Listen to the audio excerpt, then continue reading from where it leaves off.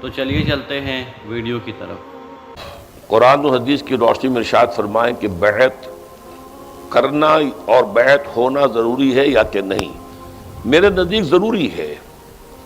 البتہ بیعت عام طور پر جو آپ حضرات سمجھتے ہیں وہ بیعت ہے پیری مریدی کی، ارشاد و اصلاح، کسی شخص سے اپنا ربط قائم کرنا کہ یہ شخص اللہ والا ہے، نیک ہے، متقی ہے اور یہ دین کو سمجھتا بھی ہے، تو میں اپنے آپ کو اس کے ساتھ اٹیچ کر لوں، یہ مجھے رہنمائی کرتا رہے گا، یہ کام ٹھیک ہے میں کر لوں، یہ کام غلط ہے مت کرو وغیرہ وغیرہ، یا میری روحانی جو ہے ترقی کے اندر مجھے کچھ تجویز کرتا رہے گا، میں کیا ذکر کروں، کس طریقے سے کروں وغیرہ۔ یہ بیعت ہے جو ہمارے ہاں اب معروف ہے، بیعت ارشاد اس کو ہم کہتے ہیں، یا بیعت تزکیہ نفس اسے کہتے ہیں۔ اس کے لیے بھی اگرچہ میرے نزدیک اس کے لیے دلائل ہیں، اور بیعت عقبہ اولیٰ جو ہے در حقیقت میرے نزدیک وہ سنت کے ذخیرے میں اس قسم کی بیعت کے لیے ایک دلیل ہے، اساس ہے۔ لیکن جس بیعت کا ہم ذکر کر رہے ہیں وہ بیعت بالکل مختلف ہے۔ وہ بیعت ہے بیعت جماعت، کسی جماعت میں شامل ہونے کے لیے بیعت کرنا کہ آپ جو حکم دیں گے میں مانوں گا،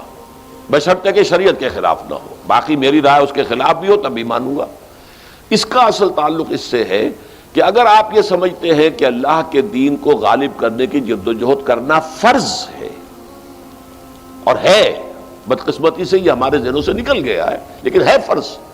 اگر بندہ مومن جو ہے وہ باطل کے غلبے کے تحت زندگی گزار رہا ہے تو اس کا فرض عین ہے کہ اس باطل کے غلبے کو ختم کر کے اللہ کے دین حق کے غلبے کی جدوجہد کرے۔ اس جدوجہد کے لیے کسی نہ کسی جماعت میں ہونا لازم ہے، جیسے نماز آپ نہیں پڑھ سکتے بغیر وضو کے، ایسے ہی یہ جدوجہد بغیر جماعت کے نہیں ہو سکتی۔ اس جماعت میں شامل ہونے کا ایک طریقہ یہ ہے کہ اللہ کے کسی ایسے بندے سے جس سے آپ متفق ہوں کہ اس کا طریقہ کار بھی صحیح ہے، یہ آدمی بھی صحیح ہے، یہ راستہ جانتا بھی ہے، میں اپنے آپ کو اس کے ساتھ اٹیچ کرتا ہوں، میں اس کا ساتھی ہوں، یہ جو کہے گا میں کروں گا۔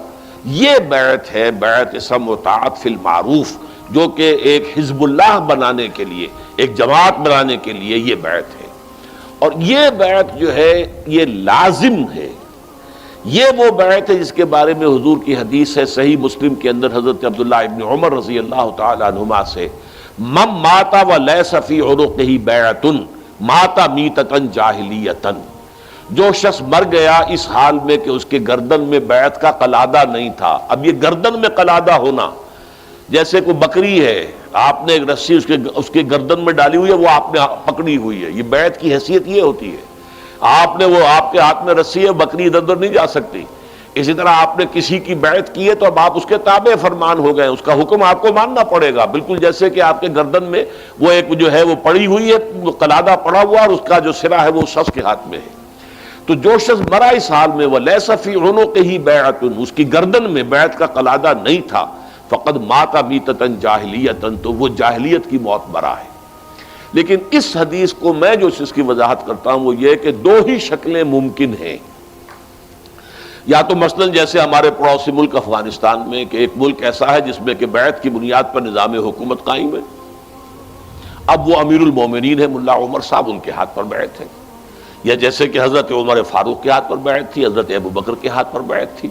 حضرت علی حضرت عثمان کے ہاتھ پر بیعت تھی رضی اللہ تعالیٰ عنہم اجمعین۔ یا تو یہ بیعت ہوگی، اچھا فرض کیجئے نظام نہیں ہے، نظام باطل کا ہے، سیکولر نظام ہے، ملحدانہ نظام ہے، کافرانہ نظام ہے، تو وہ اسلام کا نظام کیسے آ جائے گا جب تک کہ جد و جہد نہ ہو؟ جد و جہد کیسے ہوگی جب تک جماعت نہ ہو؟ تو جو جماعت کا امیر ہوگا اس سے بیعت کی جائے گی۔ تو ظاہر بات ہے دو کے سوا تیسری شکل کوئی نہیں، یا تو اسلامی نظام قائم ہے تو اس کا جو امیر ہے سربراہ ہے اس کے ہاتھ پر بیعت، قائم نہیں ہے تو قائم کرنے کی جد و جہد کرنا فرض عین ہے، اس کے لیے کسی ایسی جماعت کے امیر سے بیعت کہ جو جد و جہد کر رہی ہو اور اس پر بیعت کر کے آپ اس میں شامل ہو جائیں۔